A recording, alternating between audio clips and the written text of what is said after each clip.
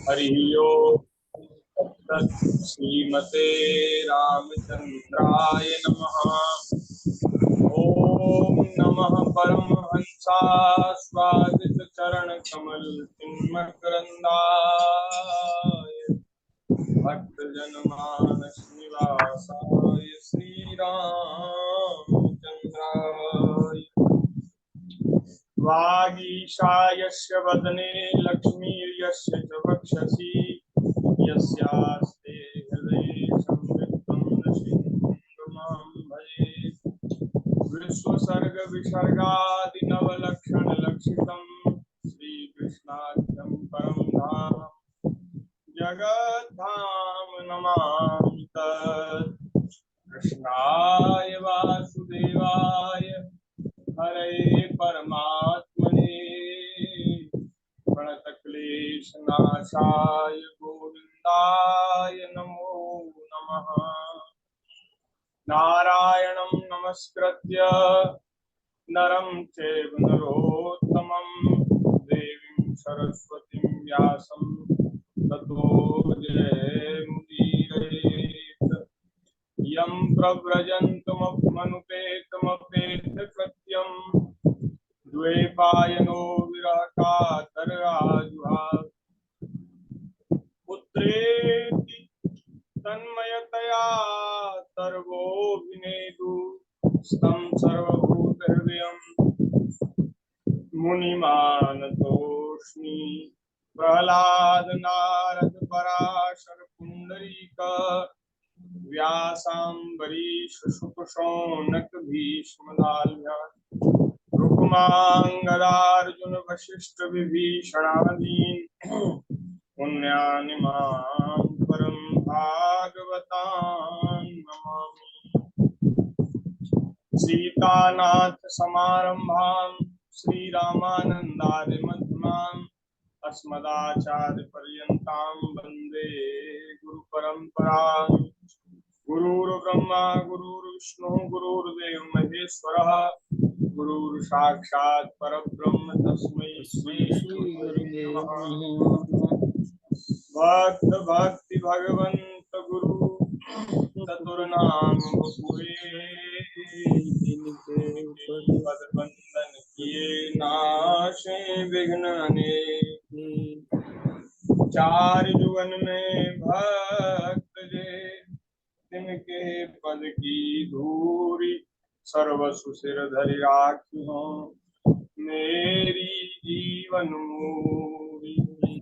श्री राम जय जय राम श्री राम जय जय राम श्री राम जय जय राम श्री राम जय राम सीताराम जय सीताराम सीताराम जय सीताराम सीताराम जय सीताराम सीताराम जय सीताराम राधे श्याम जय राधे श्याम राधे श्याम जय राधे श्याम राधे श्याम जय राधे श्याम राधे श्याम जय राधे श्याम जय जय श्यामा जय श्याम जय जय श्री वृंदावन धाम जय श्यामा जय श्याम जय श्री वृंदावन धाम जय जय श्यामा जय श्याम जय जय श्री वृंदावन धाम जय जय श्यामा जय जय जय श्याम जय जय श्री वृंदावन धाम। जय गौ माता जय गोपाल भक्त वत्सल प्रभु दीन दयाल। जय जय गौ माता दीन दयाल भक्त वत्सल वत्सल जय दीन दीन दयाल। श्री राम जय जय राम श्री राम जय राम जय जय राम। राम जय जय राम श्री राम जय जय राम श्री राम जय जय राम। सियावर रामचंद्र भगवान की जय। श्री वृंदावन बिहारी लाल की जय। श्री गिरिराज महाराज की यमुना महारानी की श्री वृंदावन धाम की जय। 84 कोस ब्रजमंडल धाम की जय। श्रीमद् भागवत महापुराण की जय। सुखदेव जी महाराज की जय। भगवान श्री वेद व्यास जी महाराज की जय। सब संतन की जय। श्री सद्गुरुदेव महाराज की जय। जय जय श्री राधे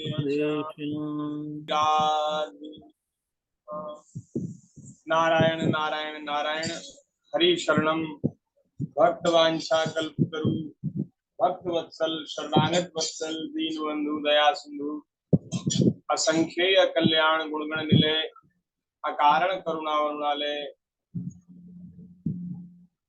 कृपा करुणा के सागर करुणा निधान भगवान श्री वृंदावन बिहारिणी बिहारी जी की महती कृपा करुणा से हम सभी को मानव जीवन का सर्वोत्कृष्ट फल सत्संग श्रीमद् भागवत जी की मंगलमयी कथा के श्रवण के कथन के रूप में प्राप्त हो रहा है। भागवत जी की विस्तृत चर्चा हम सबको सुनने का सौभाग्य मिल रहा है। हम सब बड़े भाग्यशाली हैं। श्री ठाकुर जी की हम पर बड़ी कृपा है।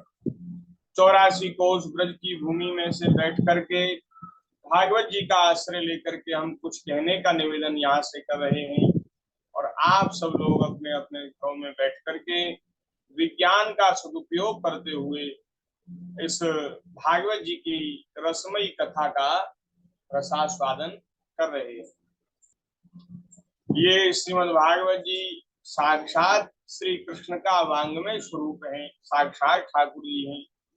तो इन ठाकुर जी का आश्रय लेकर के भगवान के ही इस वांग्मय स्वरूप की चर्चा हम भगवान की कृपा से भगवान की दया से कर रहे हैं।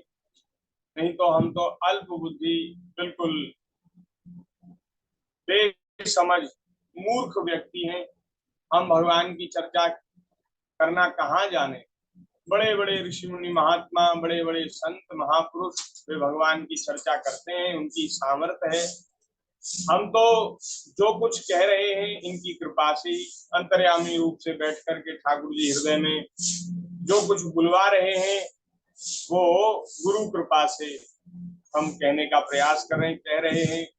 भीतर बैठ करके ठाकुर जी अपने इस दिव्य वांग्मय स्वरूप की चर्चा करा रहे हैं। इससे करने कराने वाले तो ठाकुर जी ही हैं, लेकिन हमको निमित्त बना करके हमारा समय सार्थक हो रहा है, जीवन धन्य हो रहा है, वाणी पवित्र हो रही है और आप सब लोग भी अपने श्रवणों को सार्थक कर रहे हैं, कानों को सार्थक कर रहे हैं। इस प्रकार से भागवत जी की चर्चा में तृतीय स्कंद में जो श्री कपिल भगवान और माता देवहूति का संवाद है, उसकी चर्चा कई दिनों से चल रही है। श्री कपिलोपाख्यान की चर्चा चल रही है। लगभग 8-10 दिन तो हो गए होंगे कपिलोपाख्यान की चर्चा करते करते। तो ऐसा सुंदर ये महाराज आख्यान है, क्या करें, इतनी अच्छी चर्चा है कि हम कुछ भी छोड़ नहीं पाते। ऐसा लगता है सब कुछ कह दें, कुछ छूटे ना, ऐसी सुंदर चर्चा है। अब बताओ, भागवत जी की कथाएं जो सप्ताह कथाएं होती हैं, उसमें 10-15 मिनट में पूरा कहना पड़ता है, वृत्तांत पूरा कहना पड़ता है। कपिलोपाख्यान चर्चा आज हम कर रहे हैं। कल भगवान ने भक्ति योग का बड़े विस्तार से वर्णन किया और काल की महिमा, अंत में काल का मर्म माता देवहूति के सामने प्रकट किया। अब आगे उसी क्रम को कपिल देव भगवान कह रहे हैं। तस्ते तस्ये तस्य जनो नूनम नायं वेदोर्विक्रमम् काल्यमानोऽपि बलिनो वायोरिव घना बली यम यमर्थमुपादत्ते दुःखेन सुखहेतवे तम तम धुनोति भगवान पुमान् शोचति यत्कृते।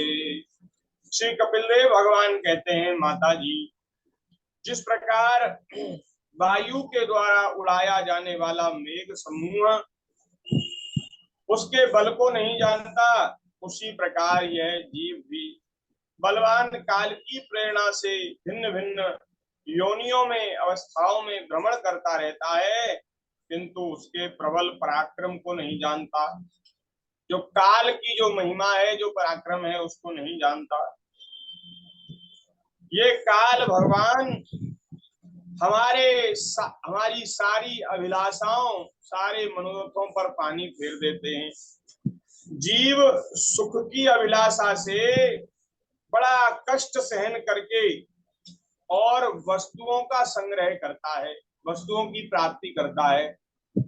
हम सब लोग, ये भगवान जो कह रहे हैं, हम सब लोगों की ही स्थिति बता रहे हैं। हम सब लोग सुखी होने के लिए वस्तुएं इकट्ठी करते हैं, धन कमाते हैं, और उस धन को कमाने में, वस्तुओं के संग्रह में अपार कष्ट का हमें अनुभव करना पड़ता है। कष्ट सहन करके भी पैसा कमाते हैं ना हम लोग, हैं? पैसा क्यों कमाते हैं? सुखी हो जाएंगे। अरे ये धन महाराज भूत भविष्य वर्तमान में दुख देने वाला है। देखो, इसकी प्राप्ति भी दुखदाई है। धन आप कमाओगे तो मेहनत करनी पड़ेगी, परिश्रम करना पड़ेगा, कहीं आना जाना पड़ेगा, कुछ ना कुछ करना पड़ेगा। भाई सामने वाला आपको पैसा देगा तो बिना बात के तो नहीं, कुछ ना कुछ तो करना पड़ेगा। ये तो हम ही हैं बैठे बैठे जो हमारा काम चलता है, हमें कुछ कोई काम नहीं करना पड़ता। ठाकुर जी की चर्चा कर रहे हैं, वाणी पवित्र कर रहे हैं, और ठाकुर जी की दया से खर्चा भी चल जाता है। ये तो हमारा ही ऐसा काम है। नहीं, आप सब लोग तो बेचारे मेहनत करते हैं, खूब परिश्रम करते, कोई नौकरी चाकरी व्यापार करते, कोई दुकानदारी करते, मजदूर आदमी मजदूरी करता, किसान आदमी खेती करता, सब लोग बड़ी मेहनत करते हैं। तो धन के संग्रह में भी दुख है, कष्ट है।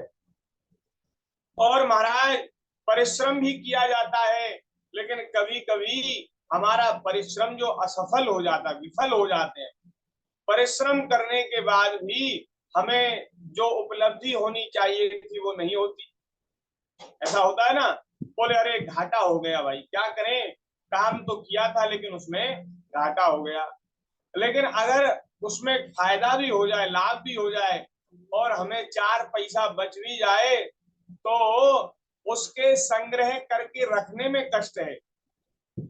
जब पैसा आपके पास होगा तो आपको उसको सुरक्षित रखने के लिए भी बड़ा महाराज प्रबंध करेगा। लोग बड़े बड़े बुद्धिमान लोगों को टैक्स चोरी करने के लिए रखते हैं, अपने यहाँ सीओ बना करके इसलिए रखते हैं कि सरकार से हम कुछ पैसा बचा सकें। जिसको जिसको वो 2 नंबर का कर देते हैं, टैक्स टैक्स नहीं देना पड़े, ऐसा कर देते हैं। सरकार से भी बचाना पड़ता है, और फिर चोर उचक्कों से भी बचाना पड़ता है कि कोई चोर चोरी ना कर ले, और महाराज नातेदार रिश्तेदारों से भी बचाना पड़ता है। नहीं तो ज्यादा पैसा इकट्ठा हो ना, तो नातेदार रिश्तेदार रोज मांगने के लिए फोन करते हैं, बोले भैया हमें इतना जरूरत है, हमें इतना जरूरत है। तो उनसे 100 झूठ बोलने पड़ते हैं, अरे भाई हमारे पास कहाँ है पैसा, हमारे पास धन नहीं है, हमारे पास आया था वो सब हमने इधर उधर कर दिया, हमारे पास हम तो खाली है एकदम। झूठ बोलना पड़ता है, और संग्रह करके रखने में भी कष्ट है, और उस महाराज अपने भोग के कार्य में भी खर्च करने में कष्ट होता है। पैसा कमाने में भी दुख, उसको सुरक्षित रखने में भी दुख, और उसको खर्च करने में भी दुख। खर्च आदमी आदमी को पैसा इतना प्यारा होता है कि कभी खर्च हो जाए तो बड़ा कष्ट होता है। बहुत से लोग तो ऐसे महाराज कंजूस होते हैं कि बालक बच्चे और अपने पत्नी और अपने भाई बंधु किसी को 2 पैसा नहीं देते खर्च करने के लिए, बहुत कंजूसी से काम चलाते हैं। तो ऐसा महाराज ये पैसा है, ये भूत भविष्य वर्तमान में दुख ही देने वाला है। तो इसके यहाँ कपिल भगवान कह रहे हैं कि इसके संग्रह में बड़ा कष्ट उठाना पड़ता है, और उसको कभी प्राप्त कर भी ले, जीव यदि उसको कभी प्राप्त कर भी ले तो उसको भगवान काल विनष्ट कर देते हैं, जिसके लिए उसे बड़ा शोक होता है। अब बहुत मेहनत करके परिश्रम करके इकट्ठा किया गया, और अब कोई ऐसा महाराज झंझट लग जाए, जंजाल लग जाए, कोई हारी बीमारी हो जाए, कोई एक्सीडेंट हो जाए, कोई लड़ाई झगड़ा हो जाए, कोई कुछ हो जाए, पैसा खर्च करने की तो तमाम जगह है, तो अब फिर वो पैसा सब नष्ट हो जाता है। इसका कारण यही है कि यह मंदमती जीव अपने इस नाशवान शरीर तथा उसके संबंधियों के घर खेत और धन आदि को मोहवश नित्य मान लेता है। व्यक्ति जो है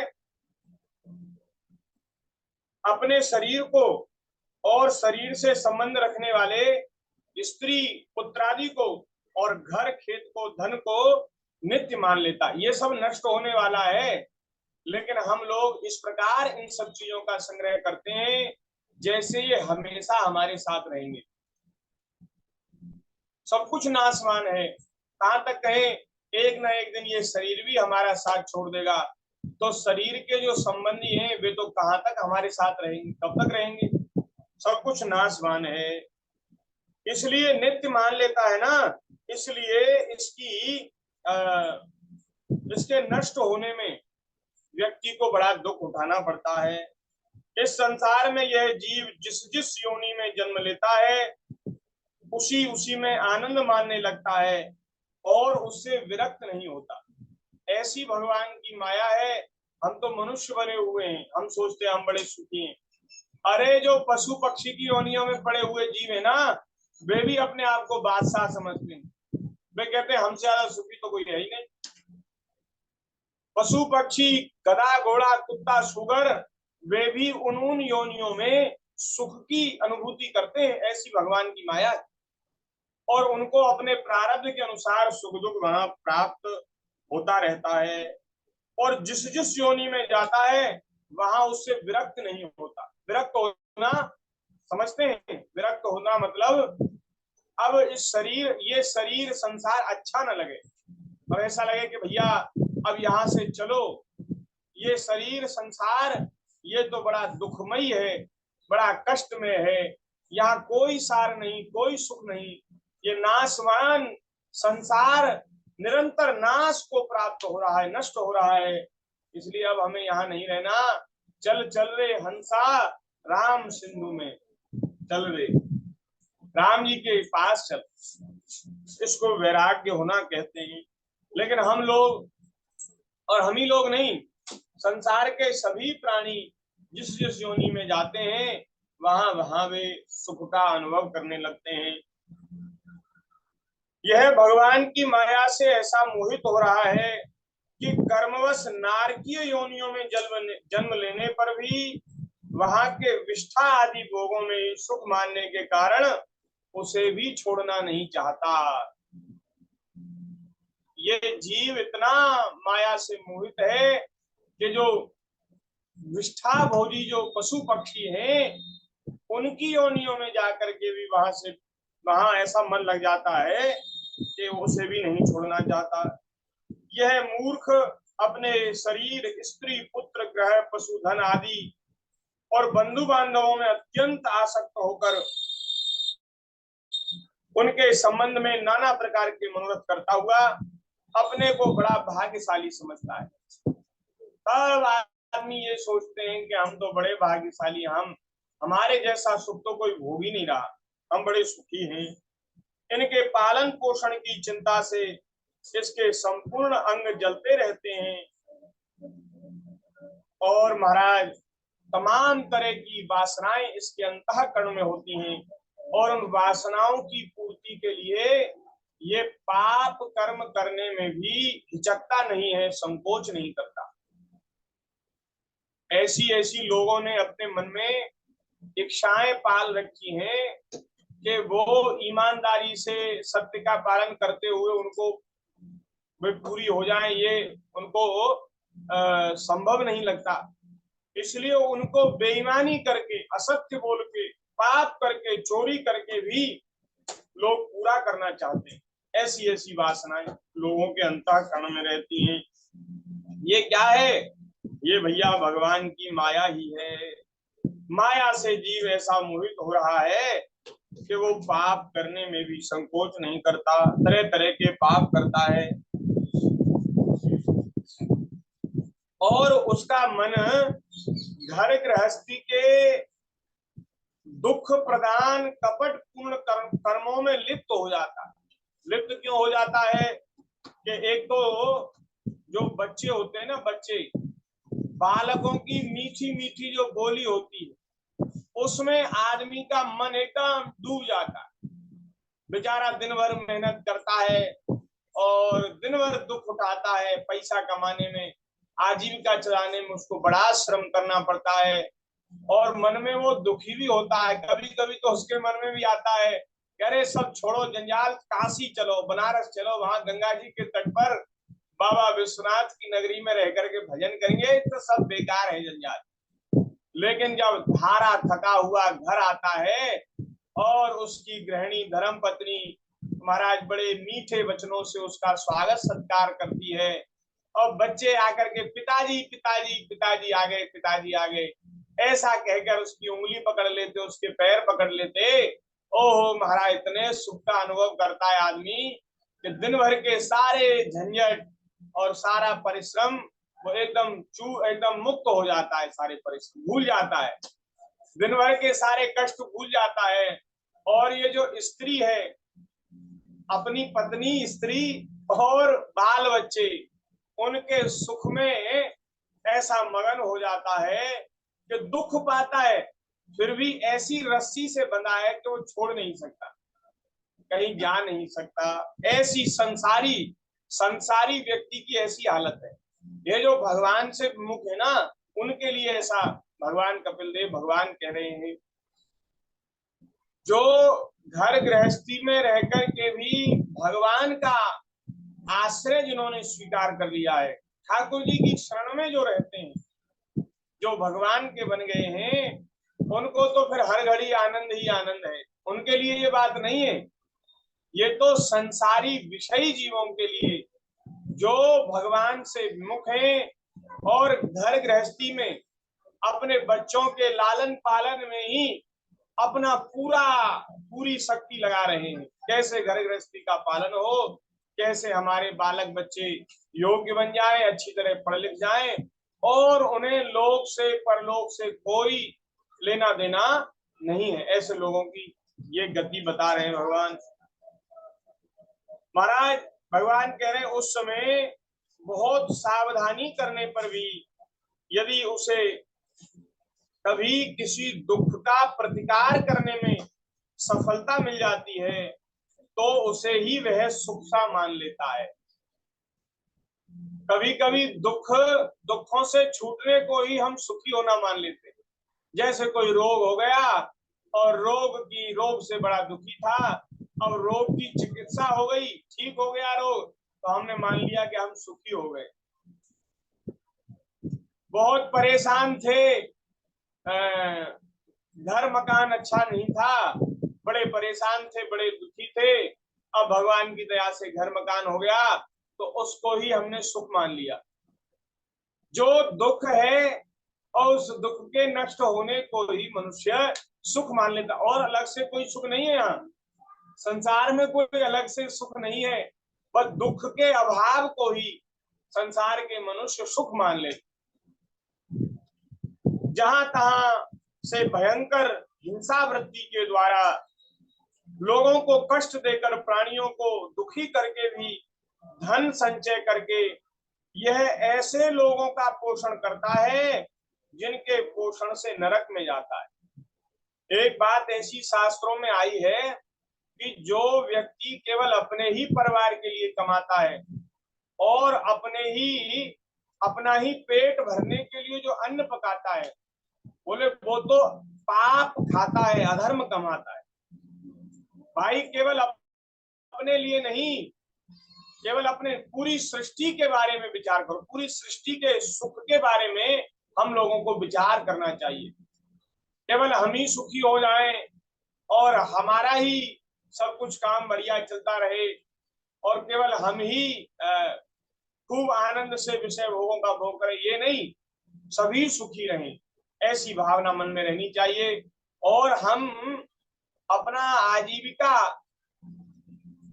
आजीविका के लिए कोई क्रिया करें, कर्म करें, तो उसमें सभी प्राणियों का हित होना चाहिए, क्योंकि ये जो गृहस्थाश्रमी मनुष्य है, पुरुष है, इसके ऊपर पूरी सृष्टि का भार है। देखो, ब्रह्मचारी जो होते हैं वो भी बेचारे हम लोगों के गृहस्थों के आश्रित होते हैं। ब्रह्मचारी तो अपना गुरुकुल में रह करके तप करते हैं और वहां विद्या अध्ययन करते हैं और वो भिक्षा मांगने के लिए गृहस्थों के पास आते हैं। ऐसी परंपरा है, पहले ऐसी परंपरा थी। और वानप्रस्थी और सन्यासी, उन्होंने भी गृहस्थ धर्म का त्याग कर दिया, उन्होंने भी कमाना धमाना छोड़ दिया, वो भी हमारी भरोसे हो गए। और जितने भी सृष्टि के प्राणी हैं, गाय है, कुत्ता है, कौवा है, पक्षी है, और भी जो प्राणी हैं जिनकी आजीविका हमसे जुड़ी है, उन सबका पेट भरने वाले भी हम ही हैं, गृहस्थ हैं। माने जो गृहस्थ धर्मावलंबी हैं उनके ऊपर सबकी जिम्मेदारी है। और अब देखो, अगर व्यक्ति दूसरे प्राणियों के दुख के सुख के बारे में विचार न करे और केवल अपना ही पेट भरने का भाव उसका हो, तो ये जिम्मेदारी जो उसके ऊपर है, इस जिम्मेदारी का निर्वाह यदि वो नहीं करता तो उसको पाप लगेगा कि नहीं लगेगा? दोष लगेगा, दोष लगता है। जो केवल अपने लिए ही कमाता है, अपने ही बालक बच्चों का पोषण करता है, उसको महाराज बड़ा पाप लगता है और इस कारण से उसको नरक जाना पड़ता है। बार बार प्रयत्न करने पर भी जब इसकी कोई जीविका नहीं चलती तो यह लोभवश अधीर हो जाने से दूसरे के धन की इच्छा करने लगता है। दूसरे का धन हमें मिल जाए, हम बिना मेहनत किए, परिश्रम किए धनी हो जाएं। जब मंद भाग्य के कारण इसका कोई प्रयत्न नहीं होता और ये हर काम में विफल होता है, तो यह मंद बुद्धि धनहीन होकर कुटुंब के भरण पोषण में असमर्थ हो जाता है और बड़ी बड़ी चिंता में पड़ जाता है, अत्यंत दीन हो जाता है। उस समय लंबी लंबी सांसें छोड़ने लगता है। और महाराज जब पहले कमाता था, पैसा लाता था, इसका बड़ा आदर होता था, घर में बाबूजी बाबूजी कह करके इसको बड़ा सम्मान दिया जाता था। लेकिन अब जब ये पालन पोषण में असमर्थ हो गया तो इसके वे ही स्त्री पुरुष जो पहले इसका आदर करते थे, वे अब इसका आदर नहीं करते। कैसे? जैसे कोई कृपण किसान, कंजूस किसान बूढ़े बैल की उपेक्षा कर देता है, बूढ़े बैलों को छोड़ देता है, बोले अब किसी काम के नहीं रहे, अब इसको क्यों चराना। तो जो कंजूस किसान होते थे पहले, वो छोड़ देते थे। और जो अच्छे लोग सज्जन लोग होते थे वो अपने बूढ़ी गाय बैलों का भी महाराज अपने माता पिता की तरह खूब प्रेम से उनकी सेवा करते, लालन पालन करते थे। तो लेकिन महाराज संसार में तो ऐसे लोगों की, घटिया लोगों की संख्या ज्यादा है।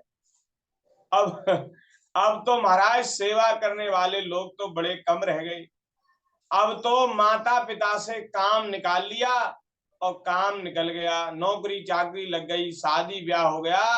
अब तो कहते हैं पिताजी अब हम तो अकेले रहेंगे, अब आप अपना जाने, हम तो अलग लेंगे, हम अपना घर अब अलग रहेंगे। ऐसे लोगों की संख्या ज्यादा है। तो ये कपिल भगवान ऐसे ही लोगों की चर्चा कर रहे हैं। बोले अब वे उसके स्त्री पुत्र आदि उसका आदर नहीं करते, लेकिन फिर भी उसको वैराग्य नहीं होता।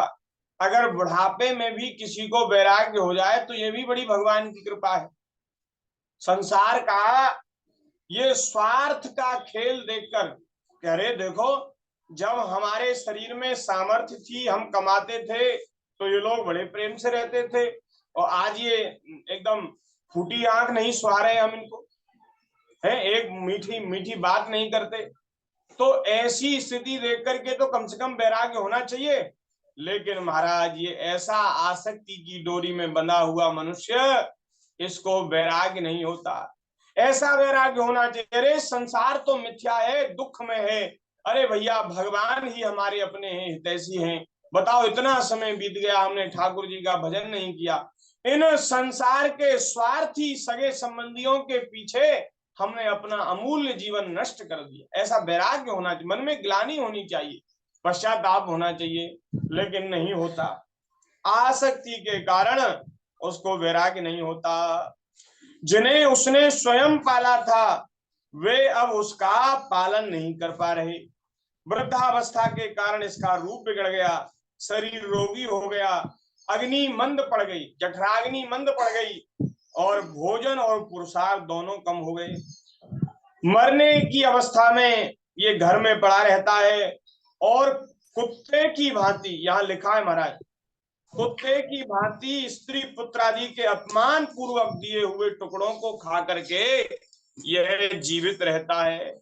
जैसे कुत्ते को रोटी फेंक करके दी जाती है, इसी प्रकार तिरस्कार पूर्वक भोजन दिया जाता है माता पिता को, बड़े बूढ़े लोगों को।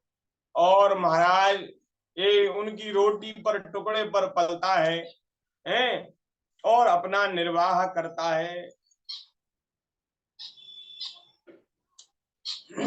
ये महाराज स्थिति है संसार की, है।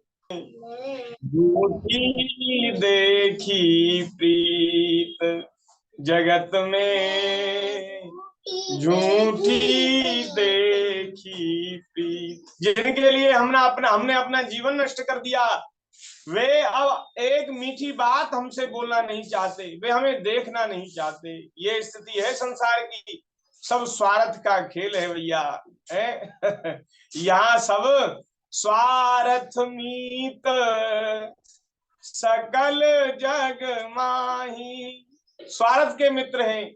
स्वार्थ मीत सकल जग माही, सपने हूँ प्रभु परमारथ नाही, सपने हूँ प्रभु परमारथ नाही।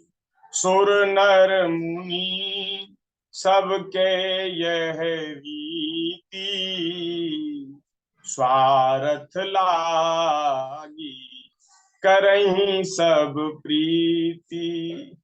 सब स्वार्थ के लिए प्रेम कर रहे हैं। भैया कहीं जाने की जरूरत नहीं, अपने पास ही देख लो, हैं। जिन बेटा बेटी को हमने बड़े प्रेम से पाला था, आज बूढ़े हो गए, उनको हमारी एक बात अच्छी नहीं लगती। अरे वो कहते हैं अरे बाबूजी आपकी बुद्धि तो खराब हो गई, बिगड़ गई, आप तो चुप ही रहिए, आपसे सलाह हमें नहीं चाहिए, हम अपना भला बुरा जानते हैं, ऐसा कहते हैं ना लोग। बच्चे अपना ऐसा कहते हैं, लो तुम ज्यादा समझदार हो गए और हमने तो वैसे ही जीवन बिताया। ऐसी महाराज संसार की रीति। जगत में झूठी देखी प्रीत, अपने ही सुख सो सब लागे, अपने ही सुख सो सब लागे, क्या दारा क्या मीत, जगत में झूठी देखी प्रीत। हम सोच रहे हैं कि ये संसार के सगे संबंधी हमको सुख देंगे, लेकिन महाराज ये तो अपने ही सुख के लिए हमारे पीछे लगे हैं, स्वयं सुख लेने के लिए हमारे पीछे लगे हैं संसार के लोग। बोले क्या स्त्री, क्या मित्र, क्या पुत्र, बोले सब स्वार्थ के लिए हमारे पीछे लगे हैं, अपना सुख प्राप्त करने के लिए।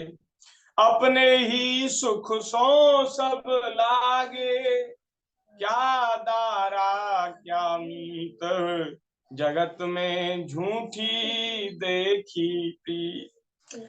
मेरो मेरो सभी कहत हैं, मेरो मेरो सभी कहत हैं, हित सो बांध्यो चीत, अंत काल संगी नहीं को, यह अचरज की रीत, यह अचरज की रीत, जगत में झूठी देखी प्रीत।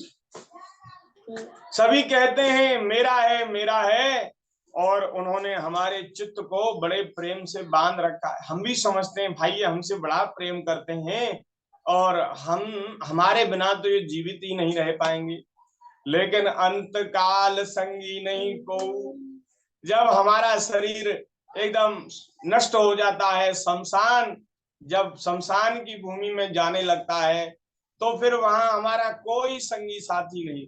पहले जो कहते थे कि हम तो साथ जिएंगे साथ मरेंगे, हैं, 7 जन्म का साथ है हमारा तुम्हारा, वो महाराज वहीं उनका संग छोड़ देते हैं, फिर वो साथ नहीं जाते। बोले पति आप चले गए तो आपके साथ हम भी चलना चाहते, बोले नहीं, सब महाराज सब संबंध सब प्रेम टूट जाता है। अंत काल संगी नहीं कोई, यह अचरज की रीति, जगत में पीछे पीछे झूठी देखी प्रीत।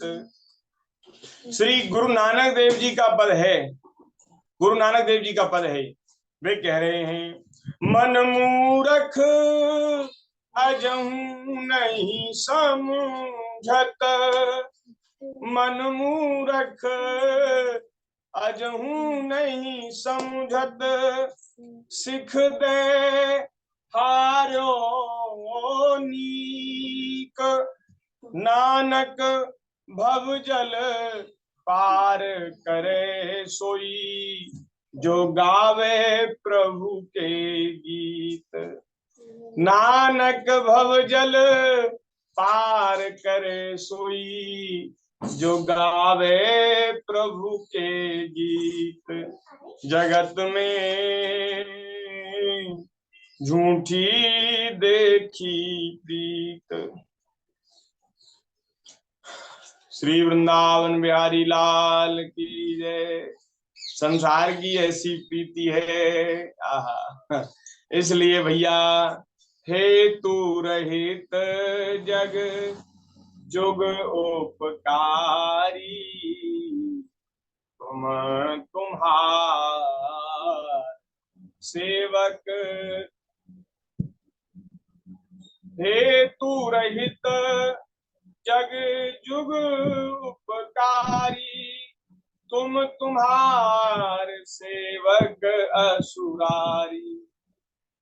बिना स्वार्थ का हित, बिना बिना निजी स्वार्थ के हमारा हित केवल 2 ही करते हैं। कौन कौन?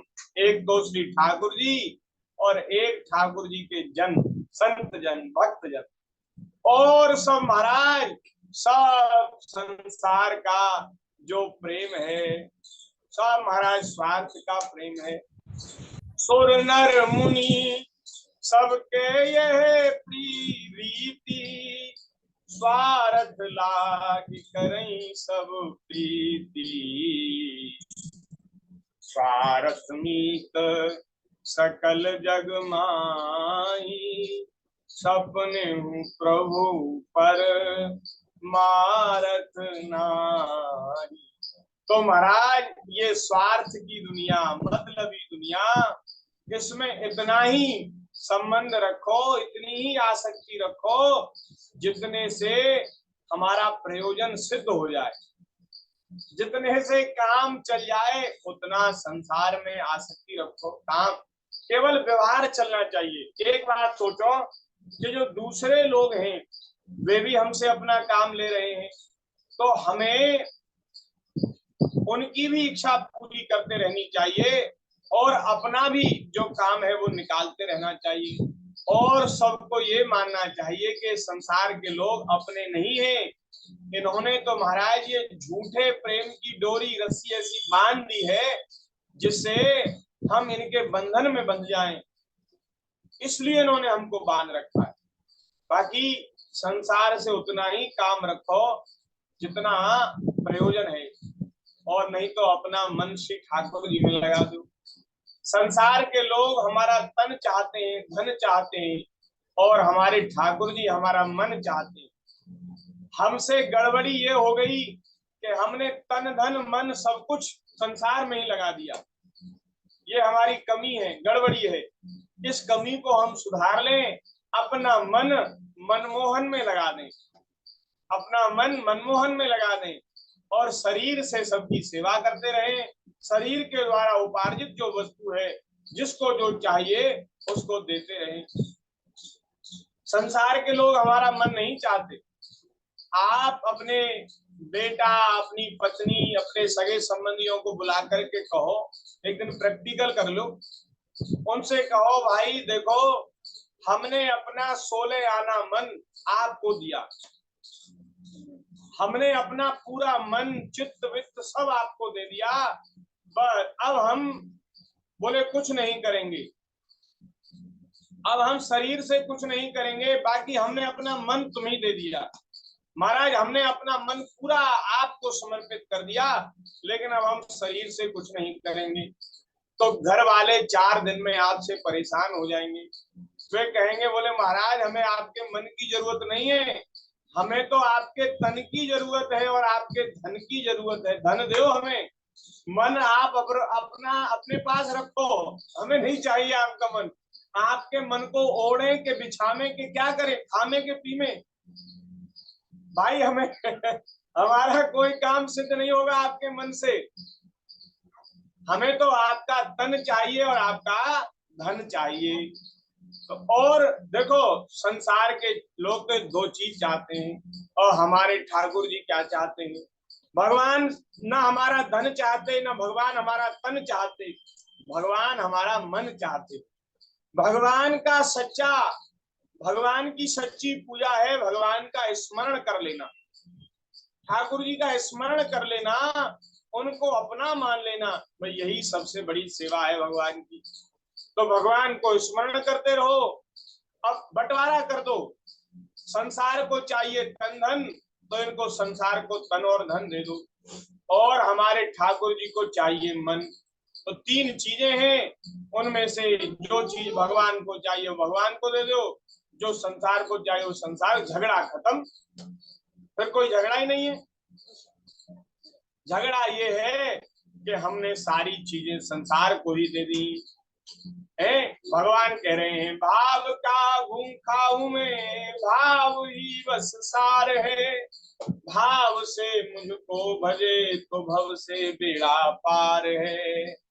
भाव के ही तो भूखे हैं, प्रेम के ही भूखे हैं ठाकुर जी। हमारी वस्तु नहीं चाहते। अच्छा हमने बढ़िया बढ़िया सुंदर सुंदर चीजें बनाई और ठाकुर जी को भोग लगाई, तो कभी भगवान ने ललचा करके कोई वस्तु खाई है? अरे भाई आज तो रबड़ी बनी है, रसगुल्ला बना है, तो आज भोग लगा लें। कभी कोई वस्तु ठाकुर जी ने स्वीकार करी? नहीं। वस्तु के पीछे जो हमारा भाव है ना, उस भाव को जितने भाव से, जितने प्रेम से, कितने मनोयोग से हमने उसको बनाया है और ठाकुर जी को अर्पित किया है, उस भाव को भगवान स्वीकार करते हैं। वस्तु को स्वीकार नहीं, वस्तु की महत्ता नहीं है, भाव का महत्व है। भगवान कभी कोई वस्तु स्वीकार नहीं करते, भगवान तो हमारा भाव स्वीकार करते हैं, प्रेम स्वीकार करते हैं। इसलिए भैया बंटवारा करना पड़ेगा, तभी काम चलेगा। बोलिए भक्त वत्सल भगवान की जय। तो इस प्रकार से महाराज मृत्यु का समय जब निकट आ जाता है तो वायु के उत्क्रमण से वायु जब प्राण वायु जब ऊपर की ओर उठती है तो इसकी आंखों की पुतलियां चढ़ जाती हैं और जो श्वास लेने की नली है वो कफ से रुक जाती है। खांसने में, सांस लेने में भी इसको बड़ा कष्ट होता है। यह अपने शोकातुर बंधु बांधवों से गिरा हुआ पड़ा रहता है और मृत्यु पास के वशीभूत हो जाता है। वे इससे बोलते हैं, पिताजी क्या हुआ, ठीक है, परेशानी है, लेकिन यह बोलना चाहते हुए भी बोल नहीं पाता, कंठ से आवाज नहीं निकलती, शब्द नहीं निकलता। इस प्रकार जो मूढ़ पुरुष अपनी इंद्रियों को न जीतकर निरंतर कुटुंब पोषण में ही लगे रहते हैं। ध्यान दीजिए, जो जिनकी इंद्रियां असंयमित है, मन माने विषय भोगों का जिन्होंने स्वाद लिया, मन माना आचरण किया, ऐसे लोग जो केवल अपने कुटुंब के पोषण में ही लगे रह गए।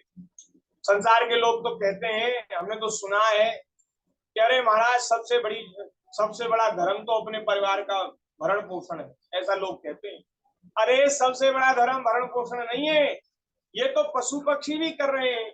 तुमने मनुष्य बनकर के अपने बेटा बेटी को पाल लिया तो कौन सा बड़ा काम कर लिया है। देखा है, अपने चिड़िया को देखा है, चिड़िया बेचारी अपने चोंच में भर करके अपने वो बच्चे के लिए लेकर के आती है दाना। तो जो पशु पक्षी भी जो काम कर रहे हैं, कुतिया भी अपने बच्चों को पाल के दूध पिलाती है, तो जो पशु पक्षी भी अपने बेटा बेटी को पोषण कर रहे हैं, पालन कर रहे हैं, तो आपने कर लिया तो क्या कर लिया। लोग कह रहे भैया ये हमारा तो धर्म कर्म, हमारा तो भजन यही है, हम तो अपने बच्चों को पाल लें। ये कोई धर्म नहीं है। और बच्चों को पालने वाले, संसार का काम करने वाले तुम होते ही कौन हो। भगवान ने सृष्टि को बनाया और सृष्टि का पालन करने की जिम्मेदारी विष्णु भगवान की है। ब्रह्मा जी के रूप में भगवान ने बनाया और विष्णु भगवान के रूप में पालन करते हैं और शंकर भगवान के रूप में संहार कर देते हैं। ठाकुर जी का नाम तो विश्वम्भर है और तुम अपने मन में सोचते हो कि मैं करता हूं, मैंने कर दिया, मैंने पालन पोषण कर दिया। ये मूर्खता है, ये कोरा अभिमान है, ये व्यर्थ है, इससे कोई काम सिद्ध नहीं होगा। अच्छा, तुम ये सोचते हो कि मैं भरण पोषण करता हूं तो भैया महीना 2 महीना के लिए घूमने फिरने चले जाओ, कहीं चले जाओ और देख लेना, तुम्हारे बिना कोई काम संसार का रुक जाए तो तुम देख लेना। कोरा अभिमान है, कोई किसी का काम किसी के बिना रुकता नहीं है। सबका जैसा जीव का जैसा प्रारब्ध है ना, वैसी सब व्यवस्था उसके लिए जुट जाती है। अब हमारे बेटा बेटी हुए, बच्चे हुए, तो वे क्या अपना प्रारब्ध लेके नहीं आए, वे सब अपना प्रारब्ध लेकर के आए हैं। अपना अन्न पानी, अपना वस्त्र, अपना सब कुछ व्यवस्था वो अपनी पहले लेकर के आए हैं और उनके भाग्य का आपको मिलेगा, क्योंकि आपको जिम्मेदारी दी गई है और वो आपको मिलेगा, फिर आप उनकी सेवा में लगा देंगे। ये व्यवस्था है भगवान की। आप नहीं करेंगे तो कोई और करेगा। अगर आप उस जिम्मेदारी से हट जाएं तो उस कार्य को कोई और करेगा। अब ये इतनी इतनी गौ माताएं हैं, इतनी इतनी सेवा हो रही संत महात्माओं के द्वारा, तो उन गायों का भी अपना प्रारब्ध है। उन गायों के भाग्य का वहां आएगा और उनके द्वारा उनकी सेवा होगी, उनकी सेवा में लगेगा। तो किसी का भाग्य तेज होता है, अब देखो किसी का भाग्य तेज होता है तो महाराज पहले कोई काम नहीं चलता था, लेकिन विवाह हुआ और उसकी पत्नी आई, वो बड़ी भाग्यशाली आई, अब उसके आने से उसकी सारी बात बन गई, व्यवस्था बन गई। इसका मतलब क्या है, वो अपना प्रारब्ध इतना तेज लेकर के आई है कि उसके सहारे आपका भी ठीक ठीक सब काम चलने लगा, और हम सोचते हैं कि हमने कर दिया। ये कोरी मूर्खता है। सब काम भगवान करते हैं, हमको केवल निमित्त बनना है। प्रभु की कृपा भयउ सब काजू, जन्म हमार सुफल भाजू, ऐसा भाव रखना है। हमें तो निमित्त बनना है और भगवान का स्मरण करते रहना है। क्षण क्षण में भगवान से कहते रहना है, प्रभु सब करने वाले तो आप ही हैं, मैं तो आपका तुच्छ दास हूँ, आपका सेवक हूँ। आपकी आज्ञा से, आपकी दी हुई सामर्थ्य से कुछ कर पाता हूँ, और वह भी आपको मैं समर्पित करता हूँ। वह भी मेरा नहीं है, मेरा नहीं है, सब आपके ही द्वारा किया हुआ है। मैं कौन होता हूँ करने वाला? आप ही इंद्रियों में शक्ति का संचार करते हैं, आप ही मुझे ऐसी बुद्धि देते हैं कि मैं ठीक ठीक निर्णय कर पाता हूँ, और आपकी सामर्थ्य से ही मैं शक्तिवान होकर के और वो सब कार्य कर पाता हूँ। तो भैया केवल अपने परिवार के भरण पोषण में ही जो जीव लगे रहते हैं मनुष्य, उनको बड़ा दुख उठाना पड़ता है, और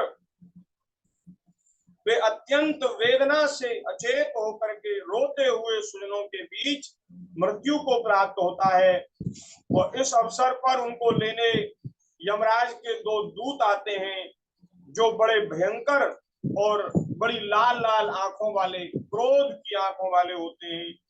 उन्हें देखकर वह मनुष्य मलमूत्र का त्याग कर देता है, मलमूत्र उसका निकल जाता है।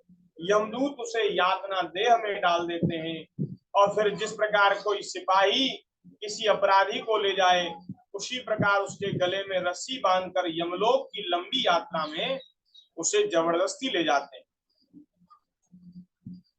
वो डांटते हैं, फटकारते हैं, इससे उसको बड़ा भय लगता है, शरीर कांपने लगता है। मार्ग में उसे कुत्ते नोचते हैं। उस समय अपने पापों को याद करके वह व्याकुल हो जाता है। भूख प्यास उसे बेचैन कर देती है, तथा घाम दावा लुओं से वह तप जाता है। ऐसी अवस्था में न उसे जल दिया जाता है, न कहीं विश्राम करवाया जाता है, और तपती हुई बालू के मार्ग में, रेत के मार्ग में उसको महाराज घसीट घसीट के ले जाया जाता है। एक पग आगे बढ़ने की शक्ति भी उसमें नहीं रहती। पीछे से यमदूत उसकी पीठ पर कोड़े बरसाते हैं और उसको चलने के लिए मजबूर करते हैं। थक कर गिर जाता है, मूर्छा आ जाती है, चेतना आने पर फिर उठता है। इस प्रकार अति दुख में अंधेरे मार्ग से अत्यंत क्रूर यमदूत उसे शीघ्रता से यमपुरी को ले जाता है। यमलोक का मार्ग 99,000 योजन का लंबा है, और इतने बड़े मार्ग को उसको बड़ी जल्दी तय करना पड़ता है, और फिर उसको नरक में डाल दिया जाता है। नरक में अनेक प्रकार की यातनाएं वह भोगता है। वहां उसके शरीर को धधकती लकड़ियों के बीच में डालकर जलाया जाता है। कहीं स्वयं, कहीं दूसरों के द्वारा उसके शरीर को काट काट करके उसके टुकड़े कर दिए जाते हैं, और उनको कुत्तों को खिलाया जाता है। सांप, बिच्छू, डांस आदि उसको डसते हैं, और उनके डंक से उसको बड़ी पीड़ा होती है।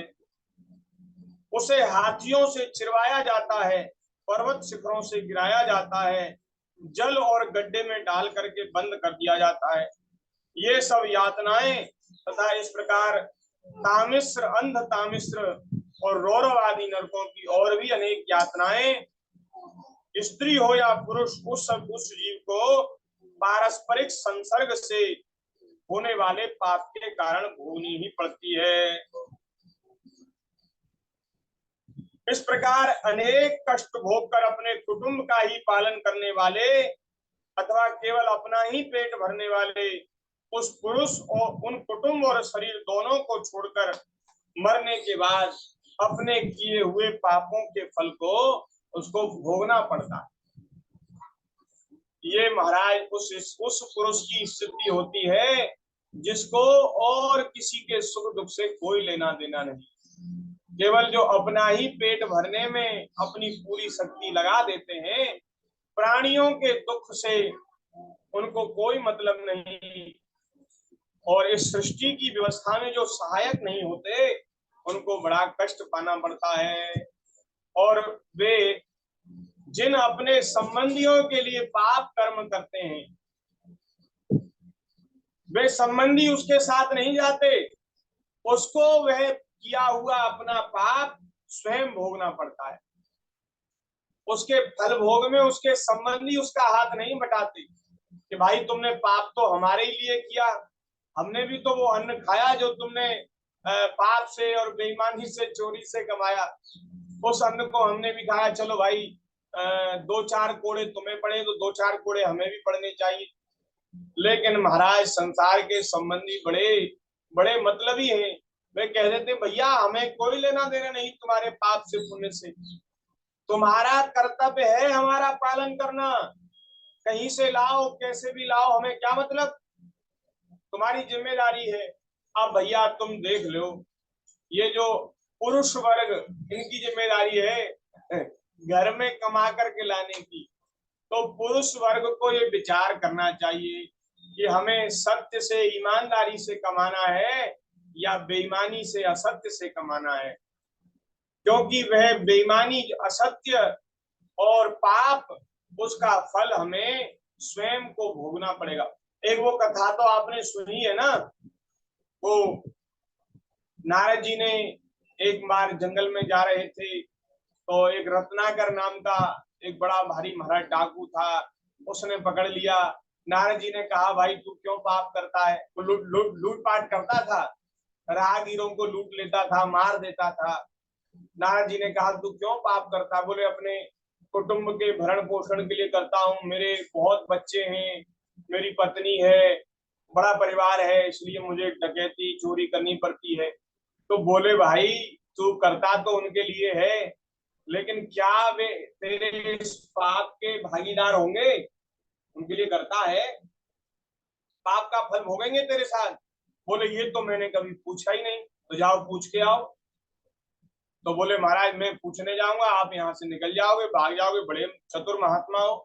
बोले नहीं भागेंगे नहीं, तुम हमें बांध जाओ, पेड़ से बांध जाओ। पेड़ से बांध करके वो रत्नाकर गया अपने घर, और उसने अपने सबरे परिवार के लोगों को बुलाया, अपने माता पिता स्त्री पुत्र सबको बुलाया, इकट्ठे किया और उनसे कहा भाई मैं तुम्हारे लिए दिन रात पाप करता हूँ, जब इन पाप कर्मों को भोगने का समय आएगा तो तुम मेरा साथ दोगे कि नहीं दोगे। तो बोले वे सब बोले, बोले भैया हमें क्या लेना देना तुम्हारे पाप से पुण्य से, हम तो तुम्हारे आश्रित हैं। पत्नी ने कहा कि हमारे पिता ने तो हमारा कन्यादान कर दिया तुम्हारे हाथ, और उन्होंने कह दिया कि अब तेरा सारा भरण पोषण का कार्य अब इसकी जिम्मे है, घर तो बसा लिया है, दूसरे की बेटी को तो ले आए, अब उसकी जिम्मेदारी भी तो लो, उसके भरण पोषण की जिम्मेदारी लो। और जिम्मेदारी नहीं चलती थी तो फिर भैया नहीं लाते किसी को, फिर क्यों बेचारी को फिर क्यों कष्ट दिया दुख दिया। और जिम्मेदारी ली है तो उसको फिर चलाओ, पालन पोषण करो, भरण पोषण करो।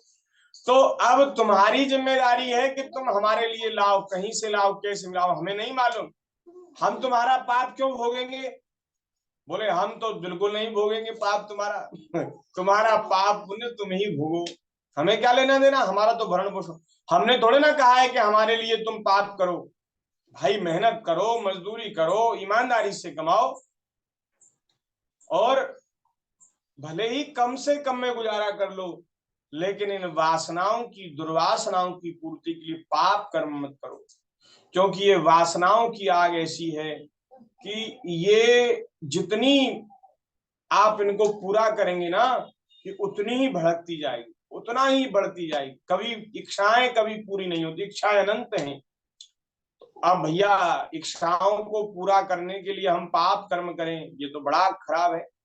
तो अब वो महाराज लौट करके आया, उसने कहा महाराज मेरे घर वालों ने तो बिल्कुल मना कर दिया, वे तो मेरे पाप के भागीदार नहीं होंगे। तो अब बोले भैया सोच लो कितने भयंकर भयंकर तुमने पाप किए, कितने लोगों को लूटा मारा, अब तुम्हें नरक जाना पड़ेगा। बोले नरक जाने से बच जाऊं ऐसा कोई आप साधन बताइए। बोले भगवान का नाम ही सारे पापों को नष्ट करने वाला है, अब प्रायश्चित करो, ये निश्चय कर लो कि अब मैं कोई पाप नहीं करूंगा और राम राम करो, भगवान का नाम लो। वो इतना बड़ा पापी था कि उससे राम नाम का उच्चारण नहीं हुआ। इतना सरल भगवान का नाम है राम।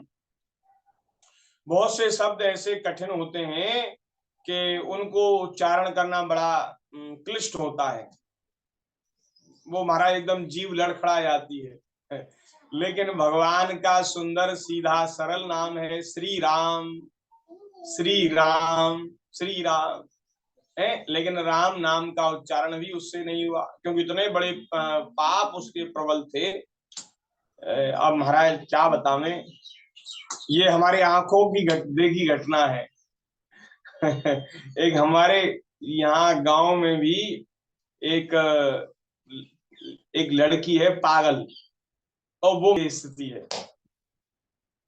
जो हमारे पूर्व के पाप हैं ये भगवान का नाम भी नहीं आने देते। या हम लोग बड़े भाग्यशाली हैं जो हमारी जीभ पर भगवान का नाम आया है। ठाकुर जी नाम रूप से, नाम के रूप में स्वयं भगवान हमारी जीभ पर आ गए, भगवान अंतःकरण में आ गए, भगवान की बात सुन रहे हैं, भगवान का नाम जीभ से ले रहे हैं। ये कम कृपा नहीं है, ये उनकी बहुत कृपा, अतिशय कृपा। तो राम नाम का उच्चारण नहीं हुआ और उनसे बोला गया मरा मरा। राम की जगह मरा मरा बोल रहे थे वो जो डकैत थे, लुटेरे थे, रत्नाकर। तो नारद जी ने कहा भाई कोई बात नहीं, तो मरा मरा ही जब, राम नाम है, चाहे सूधा ले चाहे उल्टा ले, ये कल्याण कर देगा। तो मरा मरा मरा मरा मरा मरा मरा मरा करते थे। तो धीरे धीरे मरा मरा मरा मरा मरा करते करते धीरे धीरे राम राम हो गया। मरा मरा करो ना तो धीरे धीरे फिर राम राम हो जाता है। मरा मरा मरा मरा मरा मरा मरा राम राम राम राम राम राम राम ये हो जाता है। तो महाराज उल्टा नाम जप करके भी वे सिद्ध हो गए। उल्टा नाम जपत जग जाना, वाल्मीकि भये ब्रह्म समाना। उल्टा नाम जपत जग जाना, वाल्मीकि भये ब्रह्म समाना। तो बहुत समय तक उन्होंने राम नाम का जप किया और फिर महाराज भगवान के ध्यान में ऐसे डूब गए कि समाधि लग गई। और इतनी लंबी समाधि लगी कि उनके शरीर में दीमक लग गया। दीमक लग गया, बॉबी, जो बॉबी वो दीमक की जो होती है वो अपना वो घरसा बना लेते मिट्टी का। उनके शरीर पर मिट्टी का घरसा बना लिया, बॉबी लग गई, दीमक की बॉबी बना ली। तो उसको संस्कृत में वाल्मीकि कहते हैं। तो उसी वाल्मीकि लग जाने से उनका नाम वाल्मीकि हुआ, महर्षि वाल्मीकि। और वे महाराज आदि कवि हुए। सबसे पहले उन्होंने संस्कृत छंदों में भगवान की लीला का, कथा का गान किया। वाल्मीकि जी का काल त्रेता युग का है। श्री वेदव्यास भगवान तो द्वापर के अंत में उनका अवतार हुआ, लेकिन वाल्मीकि जी त्रेता के ऋषि हैं, त्रेता युग के। तो सबसे पहले कवि है, आदि कवि इसलिए कहा जाता है। जानी आदि कवि नाम प्रताप, जानी आदि कवि नाम प्रताप। आदि कवि वाल्मीकि जी महाराज वो नाम का प्रताप जानते हैं, नाम की महिमा जानते हैं। उन्होंने नाम का जप करके, स्मरण करके और महाराज ऐसी उपलब्धि प्राप्त करी। बोलिए भक्त वत्सल भगवान की जय। तो हम निवेदन कर रहे थे कि संसार के लोग तो यहीं रह जाते हैं जिनके लिए हमने पाप किया, और ये किया हुआ पाप कर्म अपना भोगना पड़ता है। यमदूत उसको, और इस प्रकार से अपने इस शरीर को यहीं छोड़कर प्राणियों से द्रोह करके एकत्रित किए हुए पाप रूप पाथे को साथ लेकर वह अकेला नरक में जाता है और वहां अपने पाप कर्मों का फल भोगता है और उस समय बड़ा व्याकुल हो जाता है। जो पुरुष पाप की कमाई से ही अपने परिवार का पालन करता है वह अंधतामिश्र नरक में गिराया जाता है, जो नरकों में सबसे अधिक कष्टप्रद है। मनुष्य जन्म मिलने के पूर्व जितनी भी यातनाएं हैं तथा सूकर कुकर आदि योनियों के जितने कष्ट हैं उन सबको क्रम से भोगकर शुद्ध हो जाने पर फिर वह मनुष्य योनि में जन्म लेता है। माता के गर्भ में पुरुष के वीर के द्वारा वह आता है और महाराज और एक अंडे के रूप में उसको गर्भ में स्थान मिलता है और धीरे धीरे फिर महाराज वो बड़ा होने लगता है।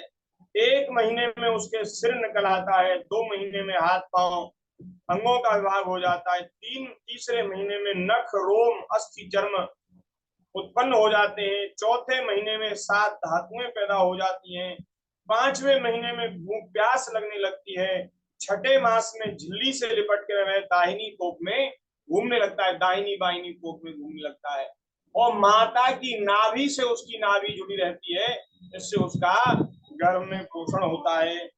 उस समय माता के खाए हुए अन्न जल से उसको पुष्टि मिलती है और जहां पेट में कृमि आदि जंतु रहते हैं और जघन्य मलमूत्र के गड्ढे जहां रहते हैं, मलमूत्र की जो थैलियां होती हैं उन थैलियों की तकिया लगा करके वो उल्टा सिर करके ऊपर की तरफ पैर और नीचे सिर इस प्रकार लेटा रहता है। यहाँ तो कोई बढ़िया मखमली तकिया लगा लेते हैं हम, लेकिन मैया के गर्भ में तो महाराज मलमूत्र की तकिया पर हम सोए हैं। यहाँ बड़ी सुख सुविधा करते हैं। ये माता के गर्भ का जो कष्ट है वो अत्यंत दुखमय है, दुखप्रद है, उसको भी एक प्रकार का नरक ही कहते हैं। वह सुकुमार होता है और जब वहां भूखे कीड़े उसके अंग प्रत्यंग को नोचते हैं तब वह बड़ा दुख पाता है। माता जो खट्टा मीठा गरम ठंडा चिरपिरा जो खाती है उससे उसके शरीर को पीड़ा होती है और महाराज उसका सिर पेट की ओर तथा पीठ और गर्दन कुंडलाकार मुड़े रहते हैं।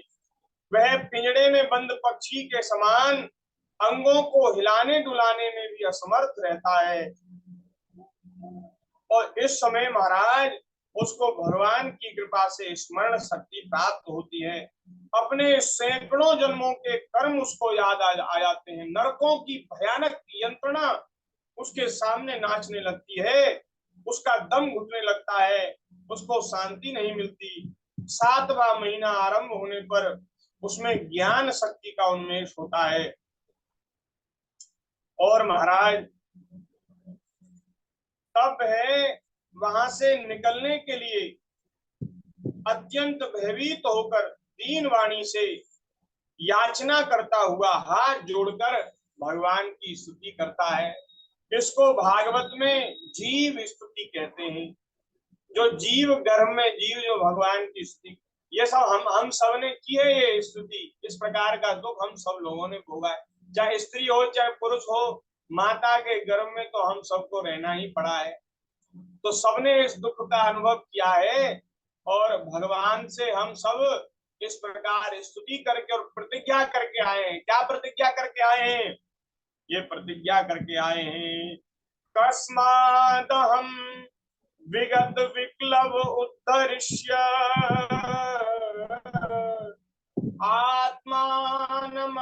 आत्मानमासुतमसः सुहृदात्मनेव भूयो यथा व्यसन में तदनेकरंध्रम मामे भविष्यदुपसादित पाद। हम सब लोगों ने एक प्रतिज्ञा गर्भ में की है, भगवान के सामने की है। हमने कहा कि हे प्रभु, मैं व्याकुलता को छोड़कर आपके चरणों को स्थापित करके अपनी बुद्धि की सहायता से अपने को बहुत शीघ्र इस संसार रूप समुद्र के पार लगा दूंगा, जिससे मुझे फिर दोबारा से जन्म मृत्यु में संसार में न आना पड़े। तो इसके लिए मैं आपका भजन करूंगा। अब आप ऐसी कृपा करो जिससे मैं यहाँ से निकल जाऊं, क्योंकि यह जो गर्भाशय का कष्ट है ये मुझसे सहन नहीं होता। अत्यंत दुख से भरे हुए गर्भाशय में बड़े कष्ट से रह रहा हूँ। मुझे महाराज यहाँ से बाहर निकालिए। क्यों? क्योंकि प्रभु मैं संसार में जाकर के अब आपका भजन करूंगा, जिससे दोबारा माता के गर्भ में ना आना पड़े। ये सब हम प्रतिज्ञा करके आए हैं। अब भैया यदि हम ये समझते हैं कि हम अच्छे हैं, सज्जन हैं, सत्य बोलने वाले हैं, तो अपनी सत्य प्रतिज्ञा का हमें पालन करना चाहिए, नहीं तो झूठे साबित हो जाएंगे। यदि भजन नहीं करे जीव मनुष्य तो उसको झूठ बोलने का पाप लगता है, प्रतिज्ञा करके असत्य बोलने का पाप लगता है। एक तो झूठ बोलना ही पाप है, उसमें भी प्रतिज्ञा करके असत्य बोलना, ये तो बड़ा भारी पाप है। इसलिए भैया हम सब लोगों को ठाकुर जी का भजन करना चाहिए, क्योंकि हम सब लोग घर में प्रतिज्ञा करके आए, भगवान के सामने कह करके आए, जिससे जन्म मृत्यु में संसार चक्र छूट जाए। तस्योपसन्नमवितुं जगदीक्षयात् नानातनोर्भुवि चलच्चरणारविन्दम् सोऽहं व्रजामि शरणं भकुतो भयं मे येने दृशी गतिरदर्श्य सतोनुरूपा। जीव कहता है प्रभु मैं बड़ा अधम हूँ, मुझे जो इस प्रकार की आपने गति दिखाई है वह मेरे योग्य ही है। आप अपनी शरण में आए हुए इस नश्वर जगत की रक्षा के लिए अनेक प्रकार के रूप धारण करते हैं। मैं भी भूतल पर विचरण करने वाले उन्हीं भगवान के निर्भय चरणार बिंदों की शरण ग्रहण करता हूँ। भगवान ये जो जीव है ये माता के उदर में वहां मलमूत्र रुधिर के कुएं में गिरा हुआ है। उसकी माता की जो जठराग्नि है, पेट में अग्नि जलती रहती है जो अन्न को बचाती है, जिसको जठराग्नि कहते हैं, उस जठराग्नि से यह जलता रहता है। महाराज उससे निकलने की इच्छा करता हुआ यह अपने महीने गिन रहा है। भगवान अब इस दीन को यहाँ से कब निकाला जाएगा? आप बड़े दयालु हैं, आप जैसे उदार प्रभु ने इस 10 मास के जीव को ऐसा उत्कृष्ट ज्ञान दिया है। दीन बंधो इस अपने किए हुए उपकार से ही आप प्रसन्न हो, क्योंकि आपको हाथ जोड़ने के सिवा आपके उस उपकार का बदला तो मैं क्या ही दे सकता हूँ। ये ने दृश्यम कतिमसो 10 मासैसा संग्राहितः कुरुदयेन भवादृशेन स्वेनेव तुष्यतु कृतेन सदीननाथः को नाम तत्प्रतिविनांजलिमस्य कुर्यात्। अब जब जीव इस प्रकार से व्याकुल होकर के भगवान से प्रार्थना करता है तो श्री ठाकुर जी उसके ऊपर कृपा करते हैं और प्रसव वायु से वह धकेला जाता है और महाराज सिर आगे सिर करके वह माता के योनि मार्ग से पृथ्वी पर गिर पड़ता है। और महाराज जब वह माता के गर्भ से निकलता है उस समय जीव को इतना भयंकर कष्ट होता है, दुख होता है। हमने ऐसा सुना है कि माता को जो प्रसव के समय पीड़ा होती है उससे 10 गुनी पीड़ा बालक को होती, शिशु को होती। 1000 बिच्छू एक साथ खाएं ऐसा कष्ट होता है। तो इतना कष्ट जब वो अबोध छोटा सा शिशु भोगता है तो सारी उसकी स्मरण शक्ति नष्ट हो जाती, जो उसको गर्भ में ज्ञान प्राप्त हुआ था वह नष्ट हो जाता है और महाराज वह सारी बात भूल जाता है और मलमूत्र से, रुधिर से, मूत्र से सना हुआ वह विष्ठा के कीड़े की तरह छटपटाता है और विपरीत गति को प्राप्त होकर के बार बार जोर जोर से रोने लग जाता है। इस प्रकार उसका जन्म होता है। जन्म के बाद फिर उसको तमाम तरह के कष्ट पाने पड़ते हैं। और वे कष्ट क्या क्या हैं, कैसे कैसे हैं? बाल्यावस्था के कष्ट, युवावस्था के कष्ट, फिर वृद्धावस्था के कष्ट, फिर मृत्यु का कष्ट। जो मृत्यु का कष्ट अभी हमने सुनाया वो सब कष्ट भोगना पड़ता है। और ये जो बार बार यही पुनरपि जन्मम पुनरपि मरणम पुनरपि जननी जठरे सैनम, बार बार यही चक्र जीव का चलता रहता है। इस चक्र से छुटकारा नहीं मिलता। चक्र से छुटकारा कैसे मिलेगा? चक्र से छुटकारा मिलेगा भगवान के पाद पद्मों का आश्रय लेकर के भगवान के चरणों का भजन करने। बारी मथे घृत होए बरु सिकता ते बरु तेल, बिनु हरि भजन न भव तरिये यह सिद्धांत अपेल। सियावर रामचंद्र जी की जय, राधावर कृष्ण चंद्र जी की जय। आज के सत्संग को यही विराम करते हैं। 30वें अध्याय की पूर्ण चर्चा हो गई। 31वां अध्याय शुरू हो गया। तो 31वें अध्याय की चर्चा कल कुछ और करके, और कल शायद ये स्कंद, तृतीय स्कंद पूर्ण हो जाएगा। तो भगवान की दया से आगे की चर्चा कल करेंगे। आज के सत्संग को यही विराम करते हैं।